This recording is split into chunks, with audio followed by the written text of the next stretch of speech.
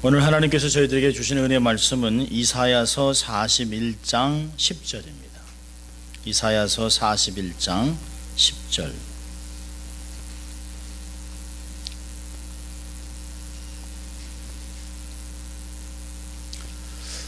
하나님의 거룩한 말씀을 봉독해 드릴 때 여러분의 심령과 마음이 은혜를 경험할 수 있길 바랍니다. 하나님의 말씀입니다. 두려워 말라, 내가 너와 함께함이니라. 놀라지 말라, 나는 내 하나님이 됨이니라. 내가 너를 굳세게 하리라. 참으로 너를 도와주리라. 참으로 나의 의로운 오른손으로 너를 붙들리라. 아멘. 하나님의 말씀이었습니다. 거룩한 주일 예배에 참석한 여러분 주의 이름으로 환영합니다. 참 잘 오셨습니다. 이 더운 날 정말 잘 견디셨습니다. 9월 이 추석이 지나면 대개가 날씨가 좀 이렇게 좀 수그러들지요.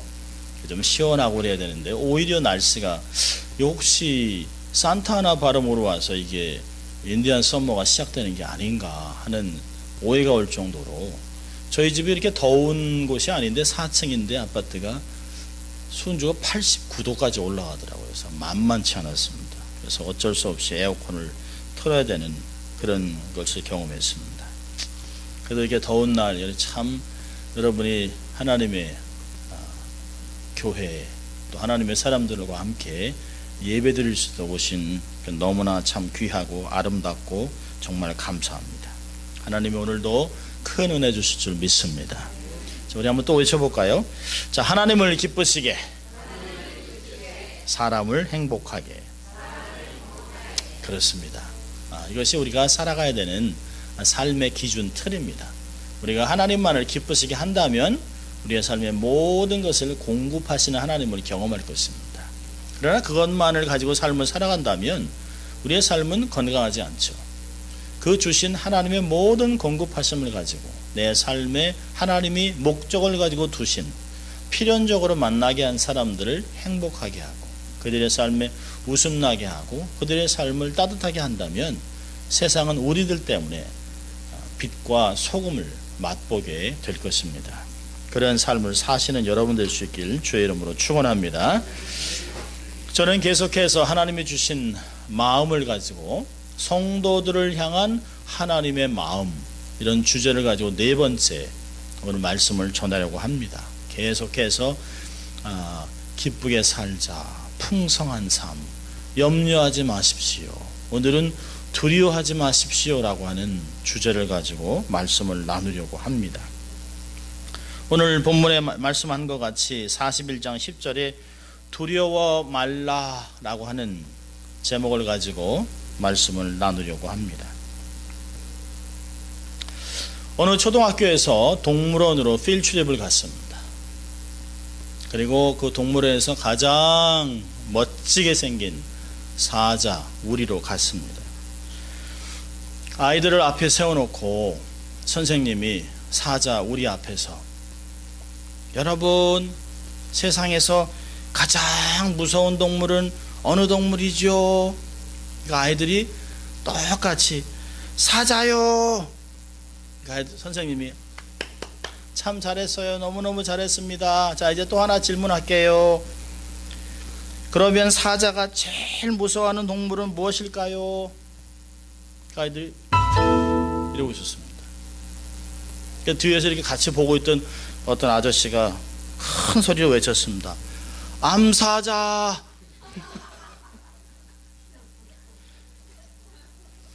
사람이나 동물이나 무서워하는 것은 동일한 것 같습니다. 밀림의 왕인 사자도 암사자 앞에서는 쩔쩔매는 거예요. 어떤 재밌는 글이 하나 적혀 있더라고요. 남자들이 성장하면서 두려워하는 존재가 조금씩 바뀐다.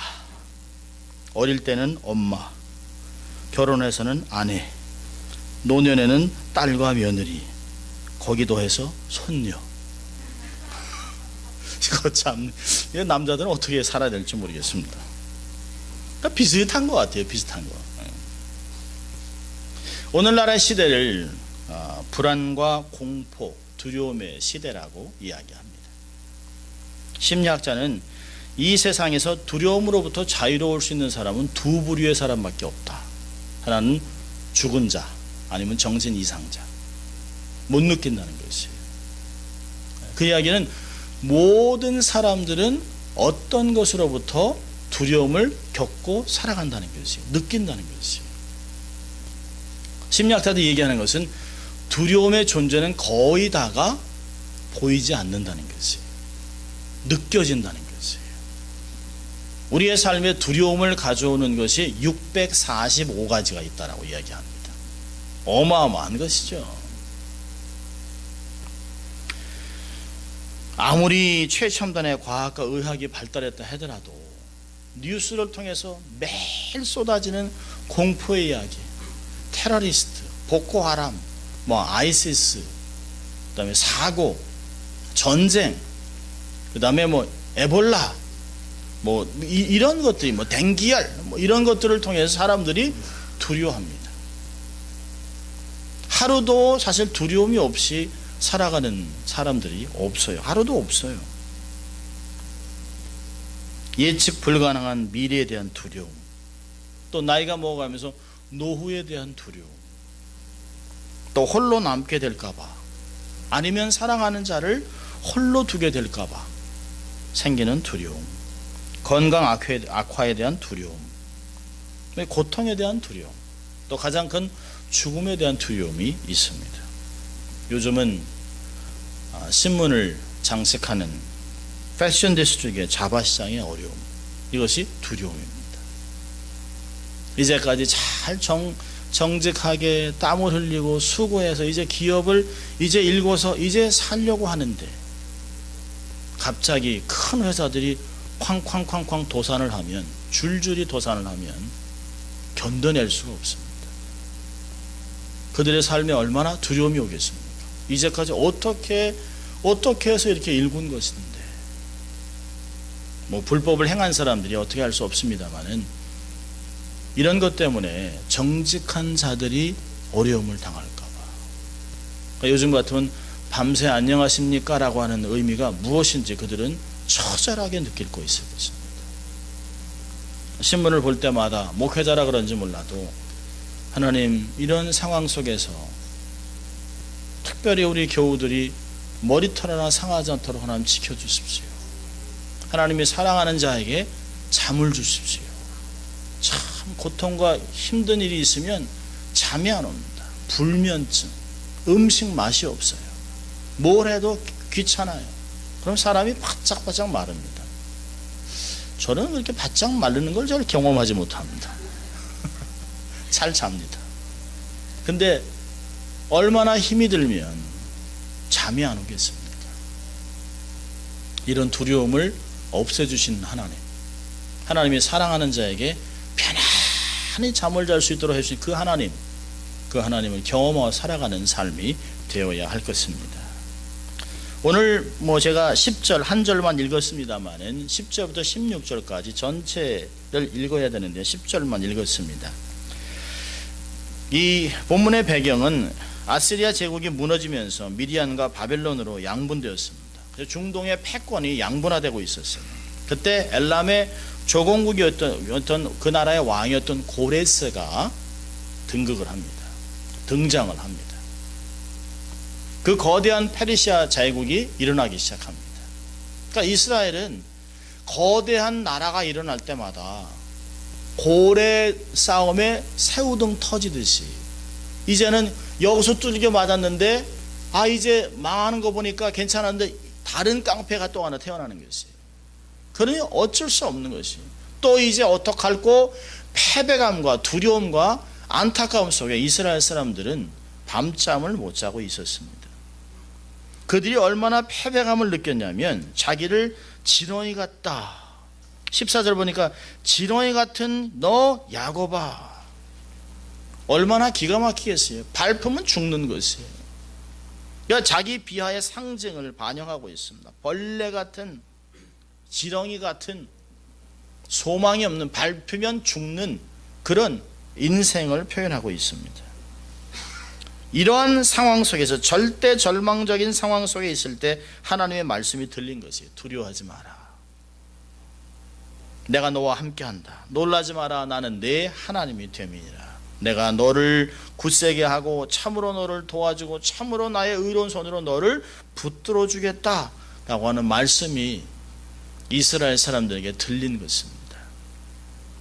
이 말을 들은 이스라엘 사람들은 다시 말씀 속으로 돌아가고 하나님이 행하신 일들을 생각하게 되었던 것입니다. 저는 오늘 크게 두 가지를 보려고 합니다. 두려움의 정체는 뭐냐라고 하는 것이죠. 두려움의 실체는 무엇이냐. 그리고 왜 우리가 하나님을 믿는 사람들이 왜 두려워하지 않고 살아야 되는가를 본문을 통해서 보려고 합니다. 자, 두려움의 정체는 뭘까요? 첫째는 공공의 적입니다. 공공의 적. 모든 사람에게 두려움이 옵니다. 사단은 에덴 동산에서부터 끊임없이 하나님의 사람들에게 의심, 비교, 두려움 이런 여러 가지 무기를 가지고 공격해서 하나님의 사람들을 무기력하게 만들었습니다. 여러분, 우리의 삶에서 내가 느끼고 있는 두려움은 다른 사람이 느끼고 있는 두려움과는 다를 수 있습니다. 그러나 중요한 것은 나만 두려움을 느끼고 있다는 것이 아닙니다. 사단이 우리를 집요하게 공격하는 것은 너는이라고 얘기합니다. 근데 나만이 두려움을 느끼는 것이 아니에요. 나만 느낀다고 생각한다면 피해의식으로 사람이 자멸하게 되어 있습니다. 이 두려움은 내게만 엄습하는 것이 아닙니다. 나에게만이라는 패배의식에서 벗어나야 합니다. 여러분, 성경을 보면 성경에 믿음의 거인이라고 하는 사람들에게도 두려움은 엄습했습니다. 보십시오. 죽음을 보지 않고 하나님께 올라갔던 에녹과 불병거를 타고 간 엘리야, 대단한 인생입니다. 갈멜산상에서 바알과 아세롯의 선지자 850명과 당당히 승리하고 그들을 전부 도륙했던 사람입니다. 그런데 이세벨이 그를 죽였다고 하는 그 말 한마디에 두려움 속에 호렙산으로 가서 죽기를 이야기하고 있습니다. 얼마나 두려움이 임했으면 하나님, 차라리 이제 내가 죽는 것이 좋겠습니다라고 얘기를 했겠습니까? 또 욥은요, 삶에 너무너무 기가 막힌 고난을 겪었습니다. 네, 욥기 2장 3장 25절을 보면 이런 말이 있어요. 나의 두려워하는 그것이 내게 임하고 나의 무서워하는 그것이 내 몸에 미쳤구나. 하나님 앞에 그렇게 하나님이 인정하는, 하나님이 사단에게 얘기했습니다. 내가 욥을 보았느냐? 이렇게 정직하고 하나님을 경외한 사람을 내가 보았느냐라고 하나님이 인정하고 자랑하는 사람이었지만, 하나님을 신뢰하고 하나님을 경배하고 하나님을 예배하는 사람이었어도 불구하고 그의 삶의 깊은 곳에는 이러다가 내가 죽으면, 이러다가 내 자식들이 죄를 지으면, 이러다 한순간에 무너져 내리면 라고 하는 두려움과 염려가 있었다는 것이에요. 그런데 그것이 한순간에, 하루에 모든 재산을 잃고 10자녀가 다 죽고 자기 몸에 악창이 나서 아내는 자기를 저주하고 떠나는 그런 안타까움을 경험하면서 내가 평상시에 두려워하던 게 내 삶에 임했구나. 그러면 그렇지 라고 살았다는 것이에요. 그럼 다윗은 어떻습니까? 시편을 기록하고 하나님을 찬양하는 그런 아름다운 곡들을 하고 그랬던 다윗도 골리앗 앞에서 하나님의 이름으로 그를 아주 죽은 짐승 취급하던 그도 사울 왕에 쫓기면서 죽음 앞에 두려움이 엄습했던 것을 고백하고 있습니다. 우리의 믿음의 선조들도 다 그렇게 겪었던 것입니다. 우리도 두려움이 우리의 삶에 임할 수 있습니다. 나만 두려움을 겪는 것이 아니라고 하는 것입니다. 나만의 문제가 아닙니다. 이 두려움은 모든 사람, 믿는 사람, 안 믿는 사람은 다 이들을 공격하는 공공의 적입니다. 자, 두 번째로 두려움의 정체는 부정적인 생각입니다. 두려움은 마음의 불안, 긴장을 조성합니다. 그리고 부정적인 생각이 꼬리를 물고 진행돼서 결과적으로 자포자기하게 만듭니다. 소망을 상실하게 만드는 것이 두려움입니다. 참 놀라운 그 이야기가 있습니다. 고장난 냉동 창고에서 얼어 죽은 사람의 이야기입니다. 한 철도국에서 일하는 한 직원이 모든 그 화차를 이렇게 점검하고 있었습니다. 문을 열어보고 닫아보고. 그러다가 이 사람이 냉동 창고에 들어갔어요. 냉동 창고에 들어갔는데 잘못해서 문이 털컥하고 잠겨버렸습니다. 근데 이 냉동 창고는 안에서 여는 것이 없어요. 반드시 밖에서만 열어줘야 합니다. 이 사람이 얼마나 패닉을 했겠어요. 이 냉동 창고인데. 그래서 이 사람이 두려움에서 살려달라 소리 질렀습니다. 그런데 이미 사람들이 퇴근한 후기 때문에 아무도 그에게 오지 않았습니다. 그 다음날 이 사람이 그 회사에 나오지 않는 걸 생각하고 이상하다 다른 사람이 대체돼서 다 체크업을 하다가 고장난 냉동 창고를 딱 열었는데 그 사람이 거기 죽었습니다. 근데 이 사람이 죽을 만한 환경이 아닙니다. 고장이 났기 때문에 이미 이것은 고장난 지 이미 석 달이 되었기 때문에 작동이 되지 않기 때문에 얼지도 않고 온도 낮아지지도 않고 충분히 공기도 있습니다. 그 안에 냉동고의 온도가 69도였습니다. 쾌적하지요. 어떻게 이 사람이 죽었나 심장마비였나라고 생각했습니다. 그런데 이 사람이 손톱이 다 빠져가면서 그 벽에다 그 벅벅 그으면서 쓴 것이 있어요. 그 글을 보고 충격을 먹었습니다. 뭐라고 썼냐면 몸이 점점 추워온다. 그리고 감각이 없다. 나는 얼어 죽는다. 그리고 죽은 것이에요.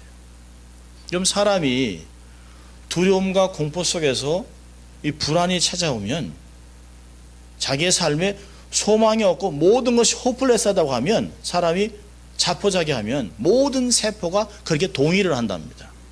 이제 죽었다 그러면 세포들이 다 죽기로 준비를 한다는 것이에요. 여러분 두려움으로 인해서 부정적인 생각이 내면에서 범람하지 말도록 해야 합니다. 부정적인 생각이 오면 말씀으로 처음부터 단칼에 잘라버려야 되는 것이에요. 반대 정신으로 부정적인 생각이 오면 하나님이 함께 하시는데 내가 이것에 묶일 수 없다. 하나님 내가 이것을 거절합니다. In the name of Jesus 예수 이름으로 내가 거부한다 라고 삶을 이겨내야 된다는 것이에요. 부정적인 생각을 가만히 두면 그것이 우리의 삶을 결국에는 무너뜨린다는 것이에요. 세 번째로 이 두려움의 정체는 속임수입니다. 진리를 왜곡하는 것이에요. 두려움은 진리와는 전혀 다르게 현실을 왜곡합니다. 그리고 속입니다. 이 속임수와 왜곡 때문에 하나님이 어떠한 분이신지 또 하나님이 나를 부르신 그 소망이 무엇인지 내게 주신 기업의 영광이 무엇인지 하나님이 내게 맡기신 사역과 하나님의 약속의 말씀들을 송두리째 잊어버리게 만든다는 것이 소망을 잃어버립니다. 여러분 예를 들자면 민수기 14장에 12명이 약속의 땅 가나안 땅을 정탐하도록 보냈습니다. 다 리더들입니다. 각 지파에서 뛰어난 리더들을 뽑았습니다. 그래서 그곳에 여호수아와 갈렙도 있고 10명의 리더들이 12명의 리더가 갔습니다. 40일 동안 온 땅을 정탐했어요. 그들이 가져온 포도송이는 정말 그 과장했습니다만 이게 둘이 막 짊어지고 올 정도예요. 모든 사람이 다 적과 꿀이 흐르는 땅입니다. 그런데 해석이 바뀌어요. 해석이. 그들이 하나님의 약속과 하나님의 능력과 하나님을 신뢰하면서 고백한 것이 아니라 자기들이 본 곳에 집중하고 치중하고 그러면서 그곳에서 있는 안악자손들 큰 거인들을 본 것이에요. 그리고 나니까 뭐라 합니까? 그들을 보니 우리는 메뚜기와 같습니다. 우리가 그곳에 가면 죽습니다. 망합니다. 그때 갈렙과 여호수아가 얘기하죠. 하나님이 우리와 함께하면 그들은 우리의 밥이라. 두려워하지 말라. 그런데 10명이 두려움을 온 진중에 두려움을 갖고 옵니다. 그러니까 백성이 그 이야기를 듣고 밤새 곡하고 모세와 여호수아와 갈렙을 돌로 쳐 죽이려고 합니다. 여러분, 400년 동안 소망이 없이 종살이하고 노예살이 하던 그 사람들을 하나님이 10가지 재앙으로 출애굽을 시켰습니다. 또 홍해를 건넜습니다. 음식을 경작할 수 없는 곳에 하나님이 매일 아침마다 만나를 뿌려주셨어요. 목마르다니까 반석을 쳐서 물을 400만 명이 먹을 수 있는 물을 콸콸 쏟아질 수 있도록 물을 주셨습니다. 고기를 달라고 하니까 메추라기를 동풍을 통해서 끌고 오셨습니다. 그들이 가서 잡아먹고 이빨 사이에서 고기 냄새가 나도록 먹었습니다. 음식뿐만이 아닙니다. 옷과 신발이 닳지 않도록 이들의 삶을 지켜주셨어요. 낮에는 구름기둥으로 너무 덥지 않도록, 밤에는 불기둥으로 너무 춥지 않고 짐승들을 막아주셨던 그런 은혜를 순식간에 망각하게 한다는 것이에요. 두려움은 우리의 삶에 주신 은혜를 잊어버리게 만드는 못된 지우개 같은 것이에요. 영적인 알츠하이머 같은 것입니다.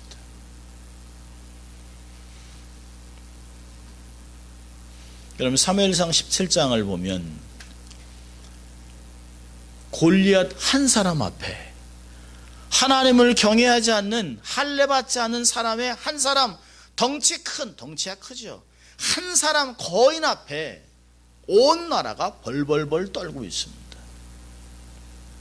똑같은 현실을 보고 벌벌 떠는 사울왕과 모든 장관과 군인들 앞에 젊은 어린 다윗이 나타나잖아요. 그리고 얘기합니다. 할례받지 않은 저 인간이 하나님을 모독하는 걸 내가 가만히 둘 수 없다. 그리고 그는 물맷돌 5개를 가지고 갑니다. 칼을 쓸 필요도 없어요. 평상시에 자기가 돌로 죽였던 곰새끼 같이 본 것이에요. 밀어나는 곰새끼 하나 이 물맷돌이면 그냥 죽일 수 있다는 것이에요. 놀랍죠. 내가 만군의 여호와 이름으로 내게 가노라. 내가 너의 시체로 오늘 하늘에 있는 새와 있는 짐승들에게 고기와 밥으로 주겠다라고 얘기합니다. 그리고 던져서 딱 맞아 죽여요. 그리고 달려가서 그의 칼을 뺏어서 목을 잘라버립니다. 근데 17장 50절에 뭐라고 얘기하냐면, 다윗이 물매와 돌로 블레셋 사람을 이기고 그를 쳐 죽였으나 자기 손에는 칼이 없었더라. 여러분, 무기로 원수를 죽이는 것이 아니에요. 믿음으로 승리하는 것입니다. 만군의 여호와의 이름으로 세상을 이겨나가는 것이에요. 내 재산, 내 실력, 내 능력, 나의 무기, 이것으로 원수를 이기는 것이 아니라는 것입니다. 자꾸 속는 것이에요. 자꾸 두려움이 오면 우리는 자꾸 집착합니다. 내가 집을 크게 짓고 담을 높게 짓고 이것을 세이프티 바지에 놓고 그러죠. 여러분, 정말 하나님을 신뢰하는 사람이라면 내가 잃어버려도 다시 주실 것을 믿는 것이에요. 아브라함 같이 아들을 하나님께 드리면 무슨 수를 써서라도 하나님이 그를 살리실 것을 믿는 믿음이 있는 것이에요. 그럼 오늘 읽지 않았습니다만 하나님은 이스라엘을 포로에서 돌리기 위해서 페르시아의 고레스 왕을 목자로 일으키고 있습니다. 41장 2절을 보면 누가 동방에서 사람을 일으키며 의로 불러서 자기 발 앞에 이르게 하겠느뇨. 열국으로 그 앞에 굴복하며 그로 왕들을 치리하게 하되 그들로 그의 칼에 티끌 같게 그의 활에 불리는 초계같이 하겠다. 하나님이 동방에서 한 사람을 끌어낸다는 것이. 그래서 그로 하여금 온 땅을 통치하고 정말 그 앞에 아무도 견딜 수 없는 그런 전능한 왕으로 만들겠다는 것입니다. 누굴 위해서요? 이스라엘을 포로에서 돌리기 위해서 하는 것이에요. 고레스 왕을 역대상 36장에서는 하나님이 세운 목자라고 얘기하고 있습니다. 우리는 하나님이 어떻게 역사하신지를 볼 필요가 있습니다. 하나님의 계획, 하나님의 섭리, 하나님의 사랑을, 능력을 말씀을 통해서 권면하고 있습니다. 여러분, 우리가 기억할 것은 우리가 보는 것, 듣는 것, 느끼는 것이 모든 것이 아니라는 것입니다. 정말 중요한 것은 보이지 않는 것이에요. 보이지 않는 하나님의 손이 어떻게 움직이고 있는가, 보이지 않는 하나님의 손이 누구를 향해 있는가, 그것을 보는 것이 너무너무 중요하다는 것입니다. 두려움은 실체가 아닙니다. 두려움에 겁먹지 마십시오. 두려움에 사로잡히지 마십시오. 자, 그렇다면 하나님의 사람들이 두려워하지 말아야 할 이유가 뭡니까? 날마다 삶 속에 두려움은 파도 쳐오듯이 그냥 바닷물이 출렁출렁 다시 우리의 삶에 끊임없이 두려움이 와요. 여러 가지 모양으로, 다른 모양으로 계속 옵니다. 이런 상황 속에서 하나님의 사람들은 왜 두려워하지 말아야 할까요? 오늘 본문을 보면 첫째로 하나님이 함께 하시기 때문입니다. 오늘 본문에 얘기합니다. 두려워 말라, 내가 너와 함께 함이니라. 놀라지 말라, 나는 내 하나님이 됨이니라. 내가 너와 함께 한다, 내가 내 하나님이 된다라고 하는 것은 구속사에 등장하는 언약 공식입니다. Covenant formula. 확실한 것이에요. 절대적인 것이에요. 불변하는 것이에요. 이스라엘 사람들에게는 내가 너의 하나님이라고 하는 말이 어떤 의미인지를 알아요. 내가 너와 함께 하겠다는 걸 알고 있습니다. 여러분, 이스라엘 사람들이 하나님 앞에서 계속 그 광야를 지나면서 불순종을 합니다. 하나님께서 이렇게 얘기하세요. 그래, 내가 보니까 너희들은 목이 곧은 백성이라. 내가 너희들과 함께하면 길에서 너희를 죽일까 하노라. 그래서 내가 이제 이렇게 결정했다. 너희들이 원하는 것 다 주겠다. 약속의 땅도 다 주겠다. 원하는 것 다 공급하겠다. 그러나 내가 너희들과는 함께하지 않겠다.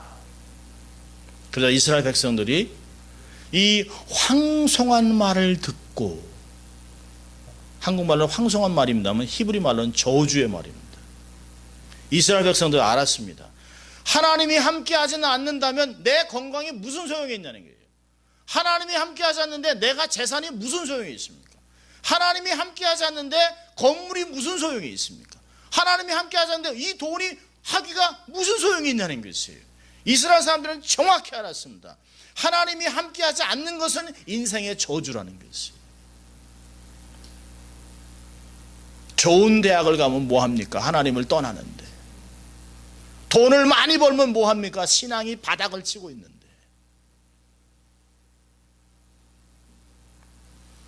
이스라엘 사람들은 하나님이 내가 너와 함께한다, 내가 너의 하나님이라고 하는 말이 무엇인지를 알아요. 이 말을 들으면 이 안에 소망이 막 불릴듯 일어나게 돼 있습니다. 구속사에 등장하는 변하지 않는 포뮬라입니다. 공식입니다. 여러분, 아이들도 부족하고 연약한 부모의 말을 믿어요. 애들이 막 두려워서 떨면 엄마가 엄마 여기 있다, 울지 마라, 걱정하지 마라, 무서워하지 마라. 그러면 그 얘기 듣고 안 울어요. 아빠 여기 있다, 아빠 곁에 있다, 걱정하지 마라. 그러면 그 캄캄한 밤에 막 울던 아이들도 엄마 소리에, 아빠 소리에, 엄마 아빠 임재 소리에 아이들이 세곤세곤 잠듭니다. 우리가 그래야 되는 건 아닙니까? 하물며 전능하시고 무소부지 하시고 만물을 창조하시고 다스리는 하나님께서 함께 하신다는데 얼마나 힘이 납니까? 우리는 왜 성장하면서 보이지 않는 하나님을 사랑하고 보이지 않는 하나님을 따라갔던 믿음이 어찌하여 보는 것에 집착하는 것으로 변하는지 모르겠습니다. 말씀으로 우주를 다스리고 만물의 생사화복을 주장하시고 사람의 길을 지도하신 하나님이 함께 하시겠다고 하셨다면 그 말을 믿으라는 것이에요. 인류의 구원을 이루시고 부활 승천하시면서 하나님이 동일한 약속을 하세요. 마태복음 28장 20절에 볼지어다 내가 세상 끝날까지 내가 너희와 함께한다. 이 약속은 지금까지도 우리에게 있는 약속입니다.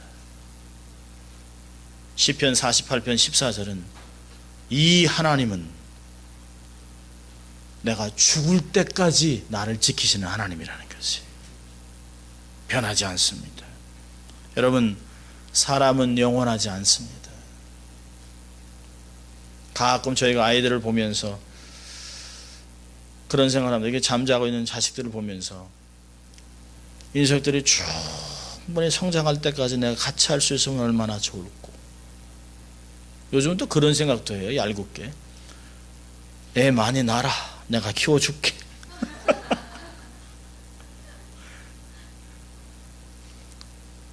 그런 생각을 합니다. 그런데 우리는 가요. 부부가 그러지 않습니까? 결혼할 때 여보, 자기 뭐 우리 한날 1시에 꽥 하고 죽자 뭐 이렇게 얘기합니다. 안 돼요. 먼저 가요. 자식을 24시간 돌볼 수 있습니까? 곁에 둘 수 없어요. 그런데 하나님만 24/7 졸지도 않고 주무시지도 않고 영원토록 우리를 지키시는 그 하나님이 우리의 왕 되심을 찬양합니다. 오직 하나님만 우리와 함께 하실 수 있습니다. 두 번째로 두려워하지 말아야 될 이유는 하나님의 도움 때문에 그렇습니다. 오늘 본문에 보세요. 하나님이 3번이나 동일한 얘기를 반복해서 다른 단어를 사용합니다. 내가 너를 굳세게 해줄게, 힘줄게, 내가 너를 도와주겠다, 내가 너를 붙들겠다. 이 붙들겠다고 하는 말은 내가 너를 높여줄게, 높여줄게. 지금 그렇게 낙심하고 좌절하고 지렁이같이 정말 인격을 무시당하고 있는 너희들이지만 내가 너희를 높여줄게 라고 하나님의 영광과 모든 면류관은 너희들을 입혀줄게 하나님이 약속하고 있는 것입니다. 회복 정도가 아니에요. 영광스러운 존재로 만들어주겠다는, 얼마나 확실합니까? 오늘 읽지 않았습니다만 10절에도 내가 너를 도와주겠다, 13절에도 내가 너를 도와주겠다, 14절에도 내가 너를 도울 것이라 3번이나 반복하고 있습니다. 이 말씀을 하신 하나님이 야고보서 4장 16절 보니까 때를 따라 돕는 은혜를 주신다는 것입니다. 우리가 구하기도 전에 하나님은 우리에게 이미 도움되시고 있다라고 이야기하고 있습니다. 여러분, 바울의 고백을 들어보세요. 여러분 한번 성경을 찾아보겠습니다. 사도행전 27장. 사도행전 27장. 제가 참 좋아하는 말씀이 이곳에 기록되어 있습니다. 사도행전 27장 23절입니다.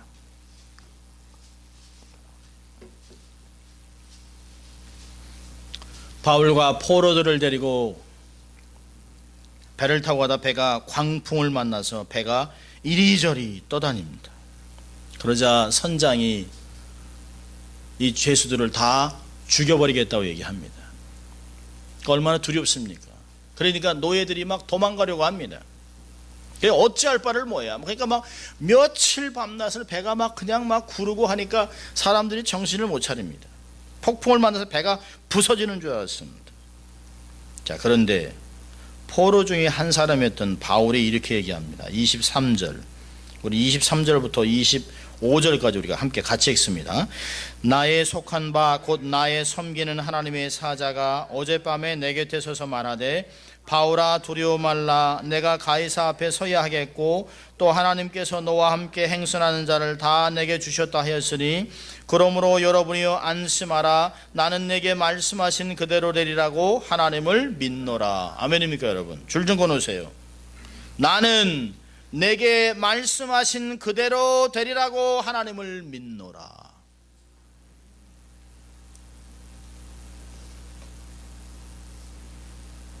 여러분, 선장, 군인, 백부장에게 포로가 얘기합니다. 여러분 두려워하지 마십시오. 하나님이 어제 내게 말씀하셨습니다. 한 사람도 죽지 않습니다. 나는 내가 섬기는 하나님이 내게 말씀하신 그 말씀이 온전히 다 이루어질 것을 나는 믿습니다 라고 얘기하고 있습니다. 그 담대한 말에 선장과 백부장이 믿고 그대로 따릅니다. 그리고 한 명도 죽지 않습니다. 여러분, 하나님이 여러분의 삶의 세상을 맡겨놓으셨습니다. 세상은 죽이라고 준 것이 아닙니다. 여러분이 함께하는 비즈니스, 여러분이 함께하는 삶의 사역 속에 수많은 사람들이 여러분의 손에 달려 있습니다. 하나님의 말씀을 들으세요. 하나님의 도우심을 들으십시오. 그리고 얘기하세요. 여러분, 두려워하지 마십시오. 하나님이 제게 이렇게 말씀하셨습니다. 하나님을 섬기고 하나님께 오기만 하면 하나님이 여러분을 지켜주겠다고 약속하셨습니다. 하나님만 바라보십시오 라고 하는 간증 섞인 고백을 우리가 쏟아내야 하는 것이에요. 우리의 삶 속에도 하나님이 얼마나 매 순간마다 찾아오셔서 도움을 주시고 격려하시고 위로하시고, 가끔은 사랑의 매도 들지만 우리를 바로 세우기 위해서 얼마나 많은 것들을 동원하시는지 몰라요. 하나님은 사람을 통해서, 어떤 교회를 통해서, 어떤 기관을 통하여 하나님은 우리를 먹이셨습니다. 우리가 기억할 것은 직장이 내 자원의 공급처가 아니라는 것이에요. 나를 공급하시는 분은 유일하게 한 분, 하나님 한 분입니다. 하나님이 여러 가지 방법을 통해서, 여러 가지 길을 통해 우리를 먹이시는 것 뿐입니다. 세상은 바뀌어도, 환경은 바뀌어도, 경제 환경이 다 바뀌어도 하나님 한 분은 변하지 않습니다. 그 하나님이 내 삶의 공급처임을 고백한다면 하나님은 우리의 삶을 한치의 오차도 없이 인도하실 것입니다. 얼마나 감사한지 몰라요.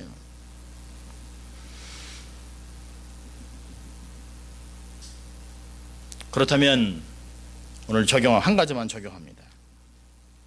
매 순간 삶에 엄습하는 두려움을 어떻게 극복하며 살 것인가? 첫째로, 하나님을 절대적으로 신뢰하십시오. 성도들은 나를 도우시는 좋으신 하나님을 믿고 의지하면서 사는 것이에요. 내 힘으로, 내 능력으로, 내 경험으로 살아가는 건 그건 믿음이 아닙니다. 보이는 대로 살아가는 것은 믿음이 아닙니다. 현실 감각은 믿음이 아닙니다. 현실을 뛰어넘고 보지 못하지만 그렇게 될 것이라고 확정하는 것이 믿음입니다. 의인은 믿음으로 살 것입니다. 여러분, 세상에서 세상과 다르게 살아내십시오. 모든 사람들이 현실에 집착해서 현실에 묶여 살아갈 때 현실을 뛰어넘는 모습들을 보여주세요. 현실 뒤에 역사하시는 하나님이 살아계심을 삶에서 증거하며 살아갈 수 있기를 바랍니다. 하나님을 절대적으로 신뢰한다는 게 뭡니까? 그분이 우리에게 주신 불변하는 성경을 믿는 것입니다. 여러분, 구약에 있는 성도도 신약에 있는 성도도 우리같이 하나님의 계시를 소유한 적이 없어요. 하나님의 계시를 통째로 우리의 손에 맡겨주셨습니다. 2000년 동안 주님이 오시는 그 순간까지, 재림하시는 그 순간까지 어떻게 주를 위해 살아갈 것인가를 성경책에 다 기록해놨다는 것이에요. 루마니아의 공산주의 체제 밑에서 박해를 받던 범브란트 목사님이 있었습니다. 그분이 옥중에서 성경을 읽으면서 두려워 말라는 말이 도대체 몇 번이나 나왔을까? 성경을 창세부터 계시록까지 쭉 읽었습니다. 그런데 놀랍게도 366번이 나왔어요. 윤달까지 포함해서 정확하게 366번, 하루도 빼지 않고. 인생이 얼마나 두려움을 경험하는지 하나님이 아세요. 그래서 매일매일 두려워하지 말라고 얘기하시는 것이에요. 신명기 7장 21절에 그럽니다. 너는 그들을 두려워 말라. 너희 하나님 여호와고 크고 두려운 하나님이 너희 중에 계심이니라. 여러분, 몸은 죽여도 영혼을 능히 죽이지 못하는 자들을 두려워하지 마십시오. 세상에 두려워할 자는 딱 한 분, 하나님밖에 없습니다. 자, 우리 시편 46편 1편부터 3절까지 보겠습니다. 우리 준비한 동영상 준비해 주시기 바랍니다. 시편 46편 1절부터 3절입니다. 종교개혁을 주도했던 마틴 루터가 두려움이 엄습할 때마다 읽고 또 읽고 암송했던 그의 성경에서 가장 손때가 많이 묻어있던 것이 시편 46편입니다.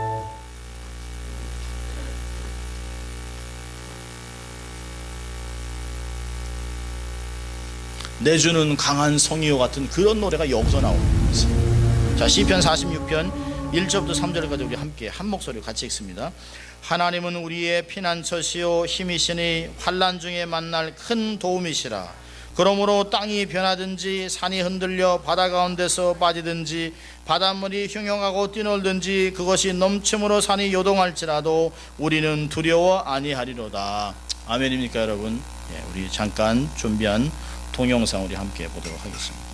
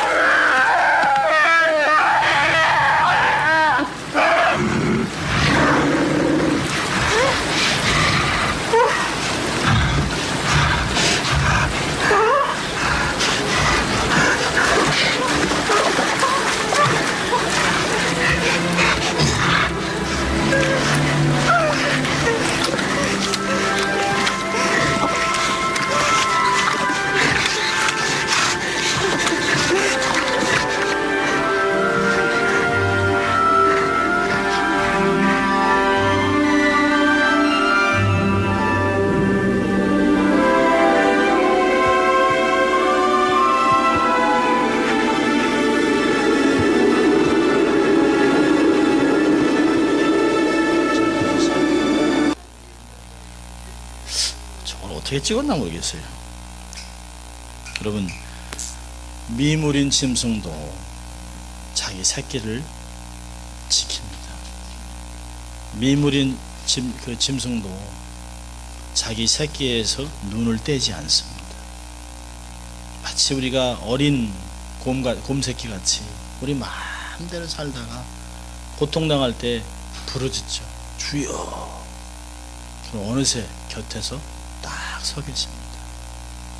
우리는 이머전시 라인이 있잖아요. 주여. 그러면 바로 주님이 우리를 인도하세요.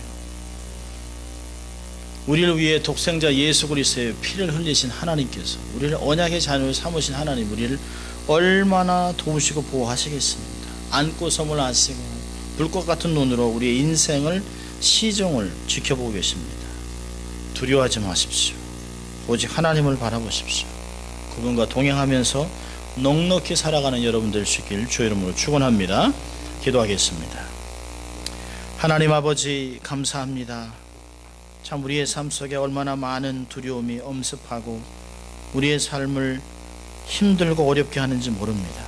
그러나 실체를 알려주신 아버지, 그 두려움과 힘든 어려운 뒤에 역사하시는 전능하신 하나님께 초점을 맞추게 하시고 우리를 도우신 하나님을 인하여 삶 속에서 넉넉하게 살아가게 하시고 주위의 고통 가운데 살아가는 자들에게 도전하고 격려하고 위로하고 그들에게 산 소망을 전하는 저희들 될 수 있도록 하나님 함께하여 주시옵소서.